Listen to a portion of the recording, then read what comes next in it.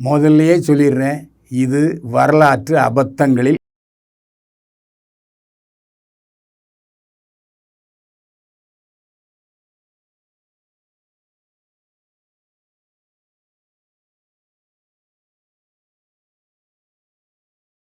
வணக்கம்.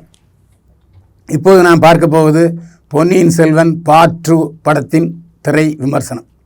இளவரசே, கொள்ளிடம் நதிக்கு தெற்கே உள்ள பகுதியை மதுராந்தக தேவருக்கும் வடக்கே உள்ள பகுதியை உங்களுக்கும் பிரித்து கொடுத்தால் அது நியாயமாக இருக்கும். கொடுத்த காரியத்தை முடித்து விட்டாய் தோழா. வானர் பரம்பரை சுத்த வீர பரம்பரை. ஒரு நல்ல செய்தியோட வந்திருக்கேன் இளவரசே.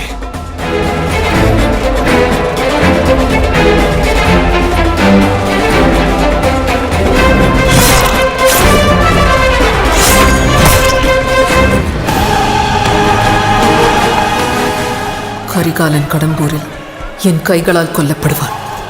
சோழ நாட்டை உடைக்கவா கட்டளை? சோழ நாட்டை பிரித்து கொடுக்க வேண்டும். சோழ நாட்டை பிரிக்க வேண்டும். பெற்ற தாயின் ஒரு மார்பை வெட்டி எடுத்துக் கொள்ள என்கிறீர்கள். கொல்வோம். சோழ குலத்தையே வேரோடு அழிப்போம்.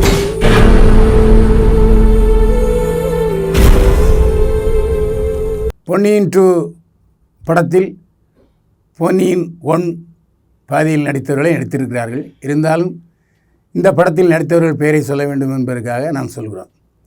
பொன்னியின் செல்வன் பகுதி 2 படத்தில் விக்ரம், கார்த்தி, ஜெயம் ரவி, சரத்குமார், பிரகாஷ் ராஜ், ஜெயராம், ஐஸ்வர்யா ராய், த்ரிஷா, ஐஸ்வர்யா லட்சுமி மற்றும் பலர் நடித்திருக்கிறார்கள்.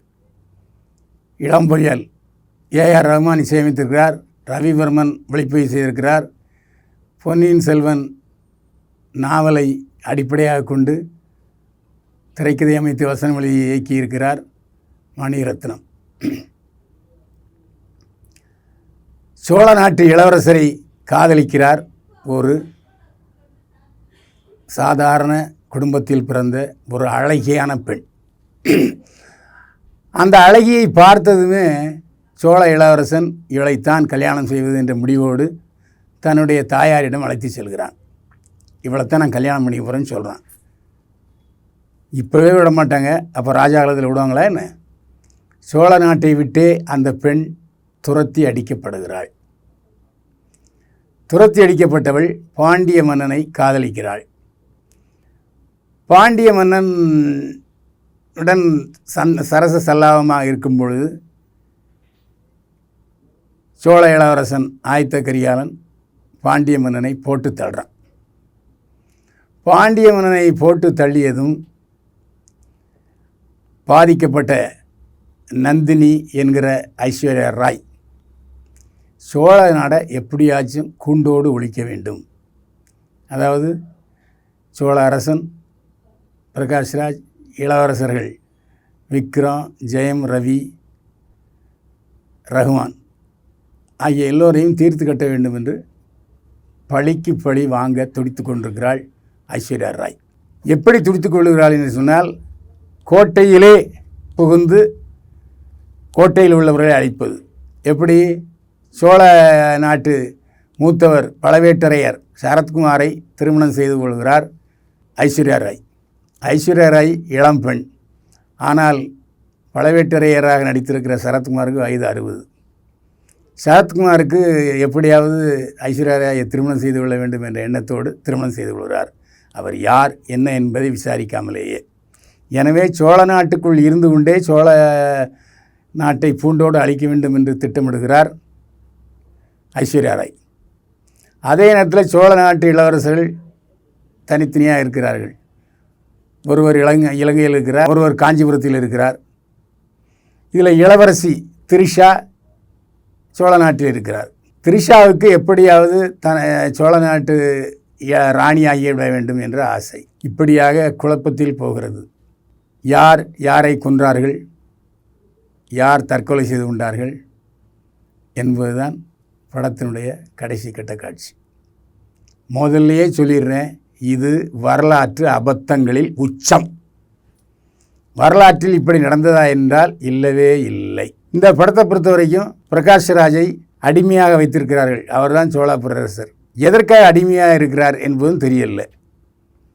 அது மட்டும் இல்லை, அவர் வந்து படுக்கையறை தெரிந்து கொள்கிற அளவுக்கு கோட்டையில் ஒரு கதவு, ஒரு சின்ன துளை இருக்கிறது. அதுலேருந்து பார்த்தா சோழ நாட்டு அரசர் படுக்கையறை தெரியுது. அப்போ படுக்கையறையில் தெரிகிற அளவுக்கு இருக்கிற கோட்டையில் இருக்குது எல்லோரும் நம்ம பிரகாஷ்ராஜ் இருக்கிறது நல்லா தெரியும்.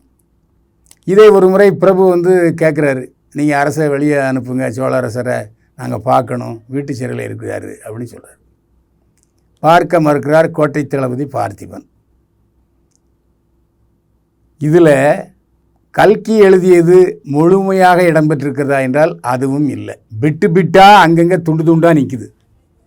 இந்த படத்தின் பார்த்த பிறகு யார்கிட்டையாவது கேட்டு இது யாருக்கு என்ன உறவு, இவர் பேர் என்ன, இவர் என்ன கதையில் இவருக்கு என்ன முக்கியத்துவம்னு கேட்டு பாருங்க, தெரியவே தெரியாது.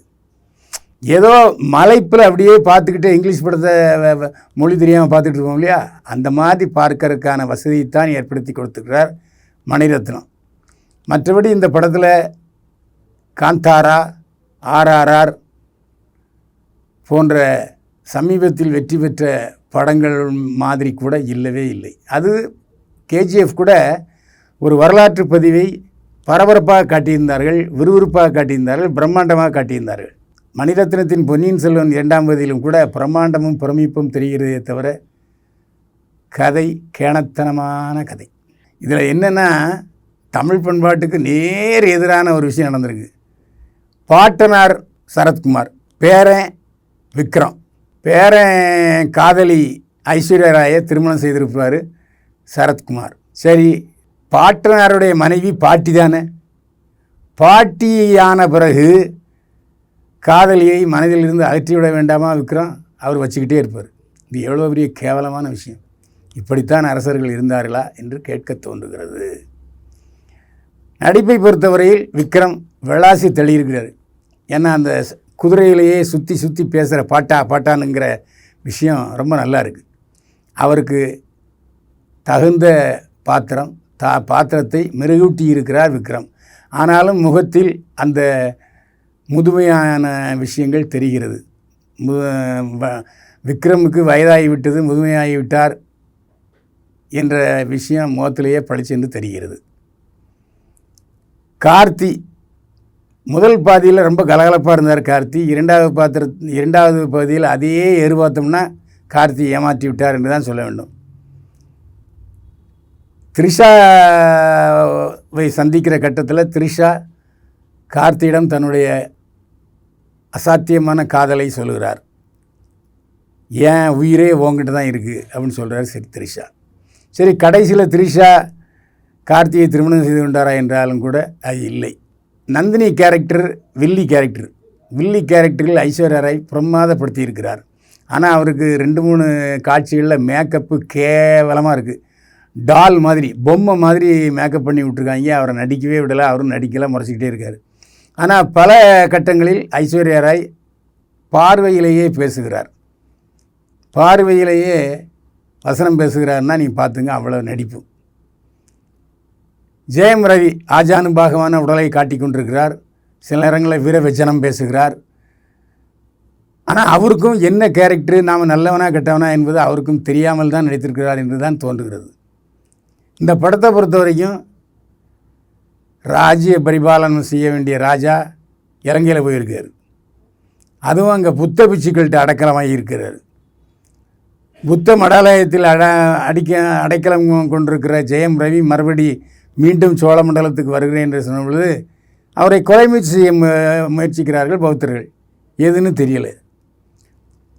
அதுக்கப்புறம் அவர் வந்து சிவோகம் என்று சிவபக்தன் ஆகிவிடுகிறார். புத்த மடாலயத்தில் காப்பாற்றப்படுறாரு, அங்கேயே தங்கியிருக்கிறாரு. ஆனால் அவர் பௌத்த மதத்தை தழுவவே இல்லை. சோழன் ஜெயம் ரவி அப்புறம் சிவோகம் என்று சிவபக்தராக மாறிவிடுகிறார். அதே மாதிரி மூத்தவர் ரகுமா எனக்கு தான் வந்து பதவி வேணும் ராஜா என்று சொல்கிறார். ஏன்னா அவர் தான் பிரகாஷ் ராஜுடைய தம்பி, அதாவது மூத்த ராஜாவுடைய தம்பி, சித்தப்பா. இந்த மாதிரி பதவிக்கும் பெண்ணுக்கும் போராடி கொண்டிருக்கிறார்கள் சோழ இளவரசர்களும் பாண்டியர்களும் தான் ஒரே கதை தெரியுது. நாமெல்லாம் சேரனுடைய மகத்துவம், சோழனுடைய சாதனை, பாண்டியவனுடைய வீரம் இதெல்லாம் படிச்சிருக்கோம். இதையெல்லாம் விட்டு கல்கியின் பொன்னியின் செல்வன் பகுதியில் தமிழக ராஜாக்கள் சேர சோழ பாண்டியர்கள் எவ்வளவு கேவலமாக காமத்தனமாக நடந்து கொண்டார்கள் என்பதை காட்டியிருக்கிறார்கள். திரிஷா போன முதல் பகுதியில் அழகு தேவதையாக வந்தார். இந்த படத்தில் அப்பாவின் மீதே சந்தேகப்படுகிறார். அந்த கேள்வி கேட்கும்போது அப்பா பதிலே சொல்லவில்லை. ஆனால் இன்னொரு மூதாட்டி சொல்கிறார், இல்லை ஐஸ்வர்யா ராய் உங்கள் அப்பாவுக்கு பிறக்கலைன்னு சொல்கிறார். ஆக ஐஸ்வர்யாவின் பிறப்பையும் சந்தேகப்படுகிறார்கள். சோழர்களால் வஞ்சிக்கப்பட்ட ஒரு பெண் பாண்டியனை திருமணம் செய்து பாண்டிய நாட்டுக்கு போய் அங்கேயும் காதலனை கொலை செய்து விடுகிறார்கள். அந்த பழிக்குத்தான் சோழ நாட்டை பழிவாங்க வர்றா. அந்த இடத்துல அவள் லாஜிக் இருக்குது, லாஜிக் மீறல் இல்லை. ஏன்னா ஒரு பெண்ணுக்கு பழிவாங்கும் விஷயம் எவ்வளோ தூரம் பாதிக்கப்பட்டிருக்குங்கிறது ஐஸ்வர்யாவை பார்த்தா தெரியுது.